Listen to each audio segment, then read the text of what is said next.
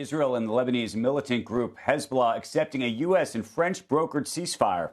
Officials are hoping it ends nearly 14 months now of fighting near Israel's northern border. Joining us right now is someone who played a key role in crafting the ceasefire, Amos Hochstein, White House senior advisor for energy and investment. It's great to see you this morning. Take us inside these negotiations, but specifically, if you could, the last 72 hours, just so we can understand what really changed. Yeah, thanks, Andrew. It's good to see you. Look, this has been the last couple of months. We've really we saw an opportunity here. Israel made tremendous gains on the battlefield, and we thought this was the right time to try to bring about translating those gains on the battlefield to a permanent ceasefire. And so this was clearly very difficult, partly because after, as you just said, nearly 14 months of fighting, and this has been very intensive fighting. There have been over 10 to 15,000 projectiles fired at Israel and a serious amount of bombardment throughout Lebanon from the south and all the way to the north, and including Beirut. So it's been a heavy war with a lot of casualties and damage. And not only that, but the war is not between Israel and Lebanon. The war is really between Israel and Hezbollah and Iran, where Hezbollah joined the October 7 attacks just hours afterwards in the early morning of October 8, launching its attack. So the Lebanese people never really wanted to play a part in this war. So how do you put together a ceasefire between two countries when one of the countries wasn't even a party to it? And that made it very complicated. But ultimately, about 5 weeks, 6 weeks ago, I felt that we had a moment of alignment of both politics, the geopolitics, and the military strategy to be able to put this all together.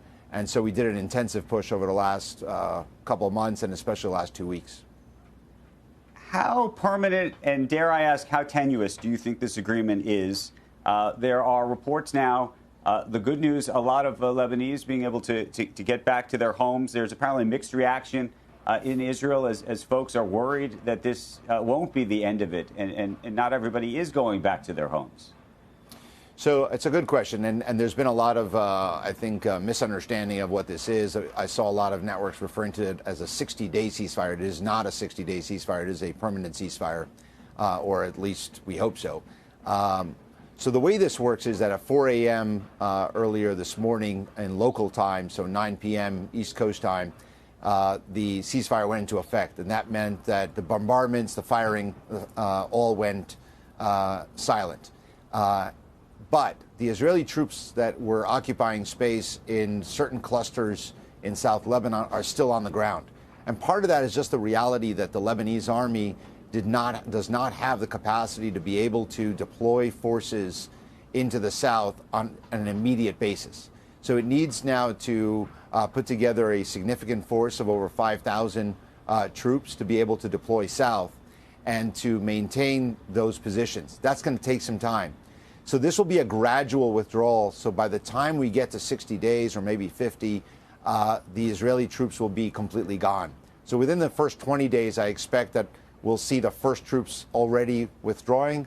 And then 20 days later, we'll see about 2/3 of the troops gone, and then the remaining ones at the end. You asked how permanent versus tenuous. I think anything in the Middle East is tenuous no matter what the agreement is. Things you can't let anything just be on its own.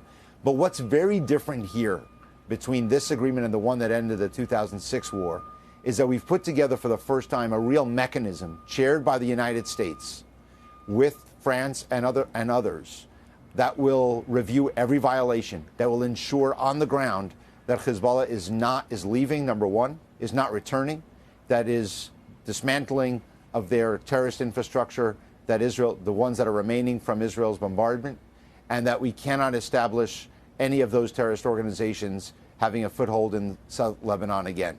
These are really heavy and tough tasks, but I think that we've put in place, based on lessons learned from the failures of the previous agreements, of how to do it better. Amos, we had Congressman Mike Waltz on earlier this week. He is incoming President Trump's pick for NSA. He said that he's had conversations with Jake Sullivan around a lot of issues, and I just wonder what the involvement or how much coordination there's been with this incoming administration on this move in particular. Yeah, so it's a good question. So before the election, we started coming into the real serious level of discussion here, and after the elections, when I reached a point where I thought this may happen, I actually spoke to a number of President-elect Trump's team, including Congressman Waltz, to make sure that they were informed, aware, and that they knew what we were talking about, because I thought it was just fair and important for them to know what this deal involved, so that as we get a seamless transition on the national security side, to make sure that they can carry it over. At the end of the day, this is in the interest of Lebanon. The government of Israel voted overwhelmingly for this. It's in the national security interest of the United States.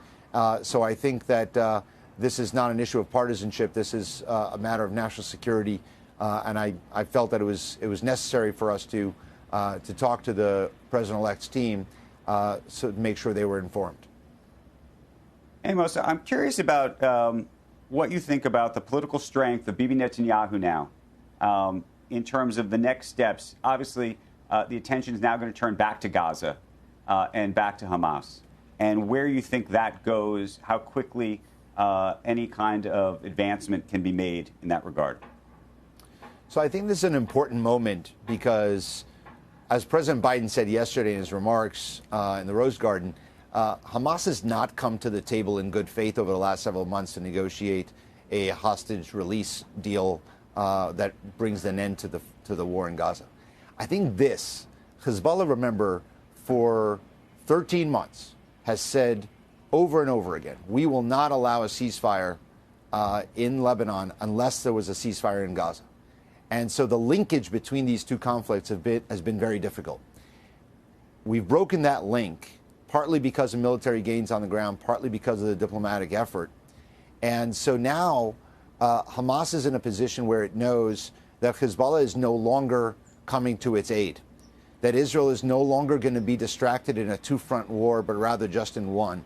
This is the moment that Hamas can come to the table, agree to the release of hostages, and bring about a deal that ends the fighting in Gaza. So I think that this is a moment in time that we have a pressure on Hamas to come to the table seriously, and I think we're going to try to do it.